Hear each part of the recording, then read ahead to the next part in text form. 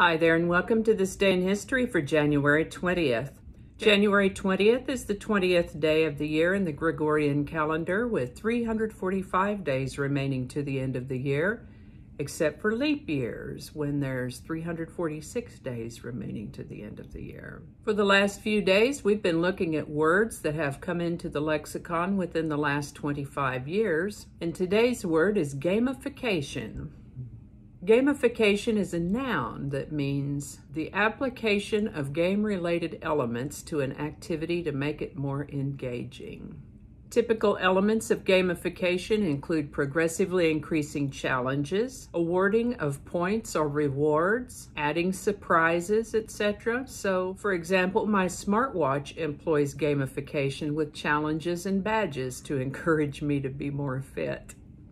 Facebook employs gamification by offering badges for participating with groups or pages to encourage participation. And yes, I proudly boast some of those badges. So that's what gamification is. The etymology of this word is from game, Old English gamen, which means entertainment, plus fication, which means making, from facere, which means to do or make. Earliest documented use of gamification is 2008. And remember that most words have actually appeared well before they were documented.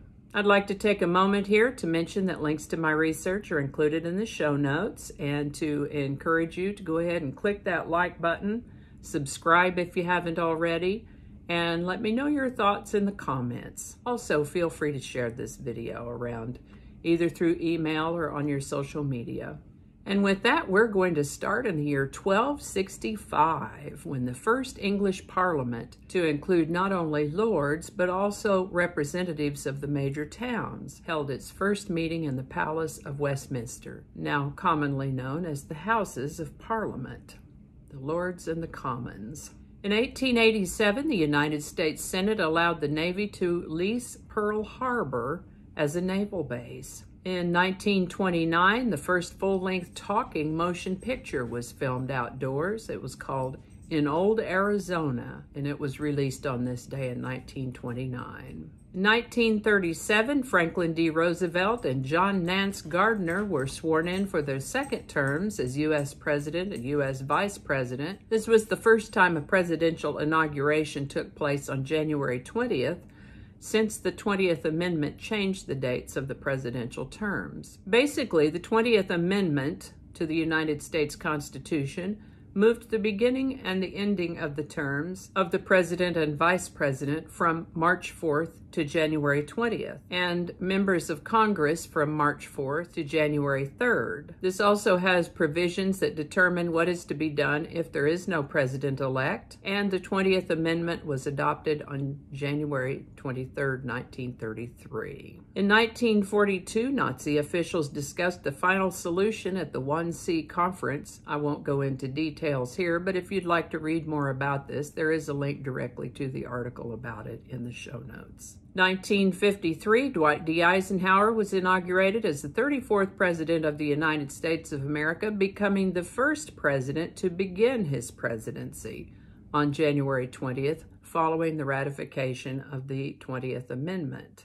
1961, we had John Kennedy. 1969, Richard Nixon. In 1971, Marvin Gaye's single, What's Going On, was released. This wasn't an easy birth. Even though Marvin Gaye had his own recording label, it was under the umbrella of Motown Records, which was run by Berry Gordy. The lyrics of the song challenged some of the issues of the day, and Berry Gordy was concerned about potential controversy. Fortunately, Marvin Gaye was a big enough star to convince Berry Gordy to approve the release of his song. It hit number 2 on the Billboard Hot 100 chart and went on to be named the 4th greatest song of all time by Rolling Stone. Yes, I have placed a link in the show notes to this song just as I heard it on KOMA as a teenager.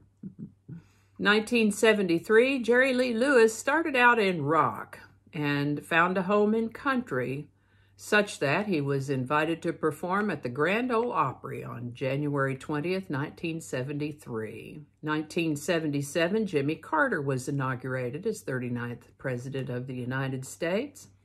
On January 20th, 1980, in a letter to the United States Olympic Committee and a television interview, President Carter proposed that the 1980 Summer Olympics be moved from the planned host city of Moscow if the Soviet Union failed to withdraw its troops from Afghanistan within a month. He went on to say that if the International Olympic Committee should decline to move the competition, American athletes should boycott the Games. This request turned into a demand backed up by a law, promising to revoke the passports of any American athletes who might travel to the Games in violation of the boycott, dashing the hopes of that class of Olympic hopefuls. Altogether, there were about 60 countries that boycotted the Moscow Olympics, although not all of those countries punished athletes who went anyway. 4 years later, the Soviets returned the slight by boycotting the 1984 Summer Olympics in Los Angeles.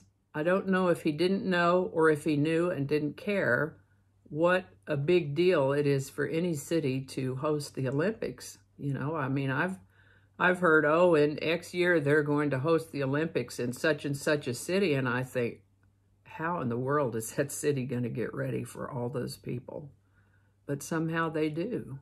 And, you know, it's not just a simple matter of saying instead of at Aunt Martha's, we're going to go meet over at Aunt Janie's for Thanksgiving. It's not that simple. So I don't know if he didn't know that or if he knew and didn't care.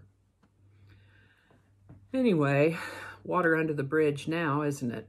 Also on this day in 1980, poor construction and overcrowding contributed to a bleachers collapse at a bullfight in Colombia, which cost the lives of 222 spectators. In 1981, on this day, Ronald Reagan was inaugurated the 40th President of the United States. And minutes after President Reagan's inauguration, on January 20th, 1981, the 52 hostages that had been held at the U.S. Embassy in Tehran, Iran, were released, ending the 444-day Iran hostage crisis. That sounds personal to me, like maybe they were making a statement to Jimmy Carter. I don't know. In 1989, George H.W. Bush was inaugurated the 41st President of the United States. In 1993, Bill Clinton was inaugurated the 42nd President of the United States. The beautiful and beloved actress Audrey Hepburn died on January 20th, 1993 at the age of 63. On January 20th, 1996, Yasser Arafat was elected as the leader of Palestine. In 2001, George W. Bush was inaugurated as 43rd President of the United States of America. In 2009, Barack Obama was inaugurated as 44th President of the United States of America, becoming the first African-American President of the United States. And then, of course, in 2017, Donald Trump was inaugurated as 45th President of the United States of America, becoming the oldest person to assume that office. I hadn't quite realized that, but there you go. And that's going to do it for us today. As always, links to my research are included in the show notes. Give it a like if you enjoyed this video. Feel free to share your comments in the section below. Subscribe if you haven't already, and feel free to share this video around. While you're online looking at videos, you might as well check out my other channel, 8 Susquehanna. Thank you so much, and I'll see you next time.